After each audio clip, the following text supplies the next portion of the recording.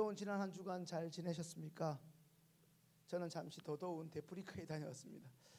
오늘 말씀의 제목은 원래 보이지 않는 것이 더 무섭다, 보이지 않는 것이 더 무섭다입니다. 오늘은 다른 것보다 영적 전쟁에 대해서 함께 생각해 보고자 합니다. 방금 설교 제목에서도 추측해 볼 수 있듯이 이 영적 전쟁은 눈에 보이는 것이 아닙니다. 우리는 지금까지 신앙생활을 하면서 영적 전쟁이라는 말을 적지 않게 들어왔습니다. 많이 들은 것 같으나 그런데 설명해 주려고 하면 딱히 뭐라 표현하기 애매한 것이 사실상 이 영적 전쟁이라는 단어가 아닐까 싶습니다. 성도님들, 전쟁의 의미를 먼저 알고 나시면 오늘 본문의 의미가 보다 쉽게 이해될 것이라고 생각됩니다. 그렇다면 전쟁은 어떤 의미입니까? 전쟁은 분명 우리가 아는 대로 취미활동이 아닙니다. 이것은 죽느냐 사느냐 그 생존의 문제입니다. 반드시 이겨야 하는 매우 절박한 일입니다. 전쟁에서 지면 더 이상 내가 존재할 수 없기 때문이죠. 우리나라를 가리켜 지구상에 남아있는 유일한 분단 국가라고 합니다. 저와 비슷한 연배의 성도님들은 직접적으로 전쟁을 경험하지 못했지만 우리의 부모님들, 한 세대 더 거슬러 올라 우리 조부모님들은 6.25라는 한국전쟁을 경험하신 분들입니다. 우리의 부모와 조부모 세대는 총과 칼을 겨누며 같은 동포인 북한 사람들과 소위 생존을 위해 싸워야 했습니다. 이것을 육적인 전쟁이라 할 수 있을 것입니다. 눈에 보이는 전쟁이지요. 그런데 오늘 성경에서 말씀하고 있는 이 전쟁은 지금도 지구상에서 일어나고 있는 부족 간의 전쟁, 종교 전쟁과 같은 눈에 보이는 전쟁을 의미하는 것은 아닙니다. 오늘 우리 그리스도인에게 주어진 전쟁은 그런 차원의 전쟁이 아닌 영적인 전쟁입니다. 영적인 전쟁이라 함은 무엇을 말하는 것일까요? 이 영적인 전쟁을 간단히 이야기하자면 이것은 첫 번째, 우리의 마음에서 일어나는 것을 의미합니다. 영적 전쟁은 먼저 우리의 마음을 누가 점령하고 그리고 지배하고 있느냐에 따르는 문제입니다. 성도님들, 지금 말씀을 듣고 있는 우리의 마음은 누가 다스리고 있습니까? 매주 시흥교회로 예배당으로 예배를 드리러 나오는 우리 성도님들의 그 마음을 가장 많이 붙잡고 있는 생각들은 어떤 것입니까? 하나님을 향한 설레임과 기대감입니까? 아니면 차마 안 올 수 없는 부담감은 아닙니까? 무엇보다 우리는 우리의 마음을 붙잡고 있는 이 생각이 무엇인지를 알아야 합니다. 두 번째, 이 영적 전쟁이라는 것은 권세를 말합니다. 이것은 힘이라고 말할 수도 있고 영향력이라고 부를 수도 있습니다. 이 권세라는 것은 단순히 우리 한 사람을 붙잡고 있지 않습니다. 오늘 여기 계신 한 사람 한 분 한 분의 성도님뿐 아니라 우리의 가정, 우리가 속한 동네, 그리고 마을, 이런 것을 포함하고 있는 지역, 그리고 더 크게는 우리나라 인류 및 공간과 상황을 붙잡고 있는 세력을 가리킵니다. 크게 보면 정치, 경제, 문화, 이와 같은 우리가 인식조차 하지 못하는 영역까지도 이 권세라는 존재가 힘을 뻗고 있습니다. 저는 영적인 전쟁을 방금 크게 두 가지로 정리했습니다. 첫 번째는 마음과 또 하나는 권세라는 영역으로 말입니다. 지금까지 제가 말씀드린 이 영적인 전쟁의 영역은 사탄과 관련된 것입니다. 그렇다면 성도님들, 사탄은 무엇입니까? 악마라 그리고 마귀라고 말하는 사탄은 무엇입니까? 이것은 악의 근원이라고 볼 수 있습니다. 오늘 그 두 번째 본문인 요한복음 10장 10절 말씀을 다시 한번 읽겠습니다. 도둑이 오는 것은 도둑질하고 죽이고 멸망시키려는 것뿐이요 내가 온 것은 양으로 생명을 얻게 하고 더 풍성히 얻게 하려는 것이라. 아멘. 방금 읽은 요한복음 10장 10절의 말씀처럼 사단의 존재는 말씀 그대로 우리를 죽이기 위함입니다. 사단은 우리와 하나님을 멀어지게 하기 위한 악한 존재입니다. 이미 우리 성도님들이 잘 알고 계신 대로 하나님과 함께 기쁨을 누리며 살았던 우리의 조상 아담은 사탄의 존재인 이 뱀의 유혹으로 범죄하였고 결국 하나님과 멀어지게 되었습니다. 사단은 그럴듯하게 때마다 일마다 심지어 우리가 좋아하는 그 일들을 토대로 수시로 우리를 속입니다. 그것도 교묘하게 속입니다. 때때로 우리가 좋아하는 것을 통해 혹은 우리가 잘 넘어지는 그 약점을 교묘하게 파고들어 순간 우리를 넘어뜨립니다. 우리가 좋아하는 것을 통해 그것을 미끼 삼아 우리를 부단히 유혹하고 있습니다. 반대로 사단은 우리를 또한 꼼짝 못하게 합니다. 우리가 매주 예배하는 하나님, 성령님, 이 예수님의 존재를 가장 잘 나타내주고 있는 단어는 바로 요한복음 10장에서 말하고 있는 생명이라는 단어입니다. 삼위일체 하나님은 우리를 살리십니다. 우리의 어두운 면을 밝게 하고 절망을 희망으로 바꾸십니다. 그러나 방금 말씀드린 이 사단의 존재는 그 반대입니다. 우리를 갑자기 우울하게 만들고 부정적으로 쓸모없이 하찮게 우리 자신을 보게 만듭니다. 이처럼 사탄의 역사는 불평과 원망과 짜증입니다. 그런 생각으로만 점점 우리를 몰아갑니다. 영적 전쟁은 굉장히 포괄적인 범위를 다루고 있기에 오늘은 그 중에서도 우리 한 사람 한 사람, 바로 우리 개인에게 미치고 있는 그 부분에 대해서 다루어 볼까 합니다. 딘 셔만이라는 사람은 이 사탄이 지배하고 있는 우리 인간의 영역을 세 가지 싸움터로 규정하였습니다.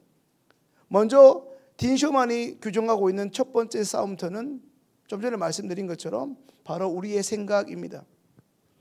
하나님께서는 다른 동물들과는 달리 우리 인간들을 생각할 수 있는 능력을 주셨습니다. 그래서 이성을 가진 존재라고 하지 않습니까? 하지만 사단은 우리에게 하나님 주신 생각이라는 선물 속에 오히려 잘못된 생각, 죄책감, 두려움, 불안, 염려, 의심 이러한 것들을 심어 놓았습니다.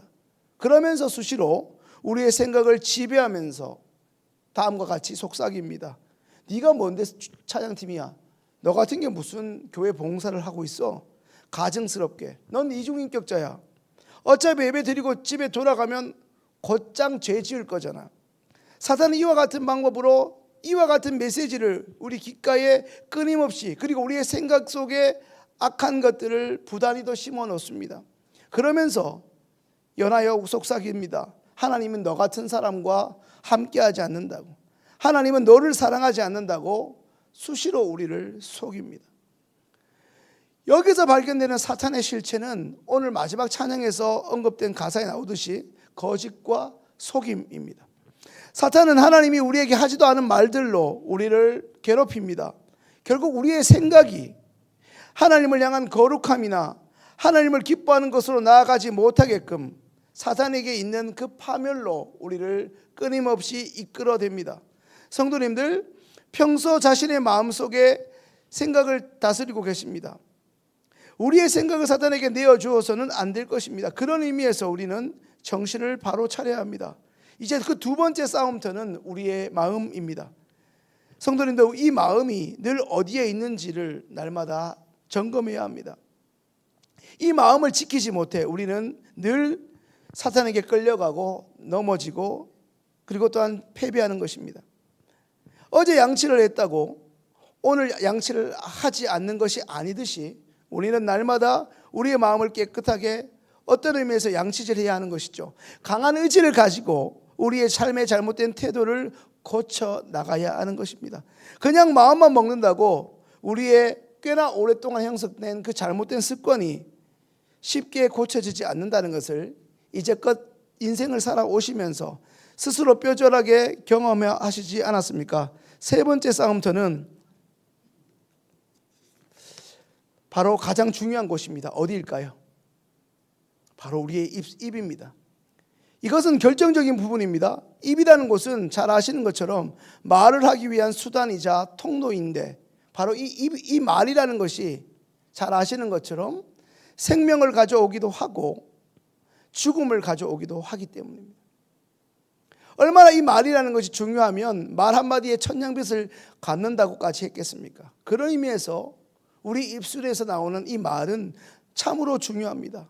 이 말을 통해 하나님의 능력이 나타나기도 하고 사탄의 능력이 나타나기도 합니다. 그걸 누구보다 잘 알고 있는 이 사단이 우리의 입을 결코 가만둘 리가 있겠습니까?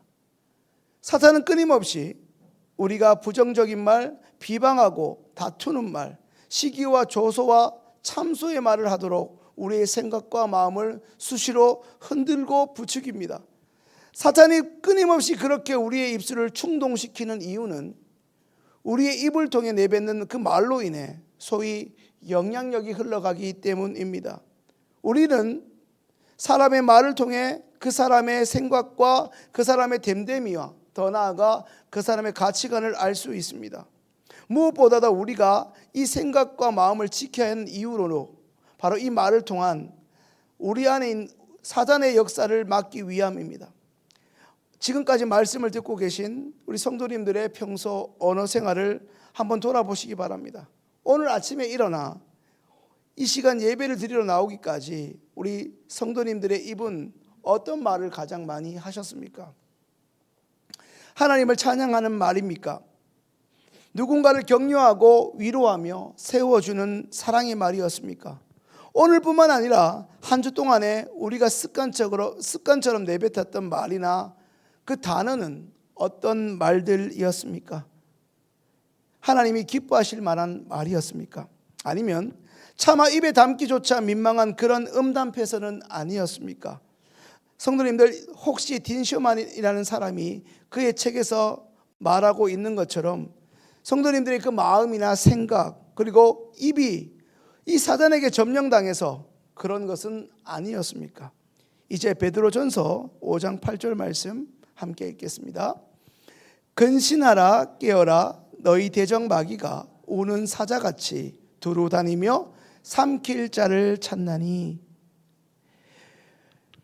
지금 이 순간 우리가 금요 기도의 가운데 하나님의 말씀을 듣고 있는 이 중요한 순간에도 사단은 우리를 삼키려고 하나님의 은혜에서 우리를 떼어놓으려고 말 그대로 몸부림을 치고 있습니다.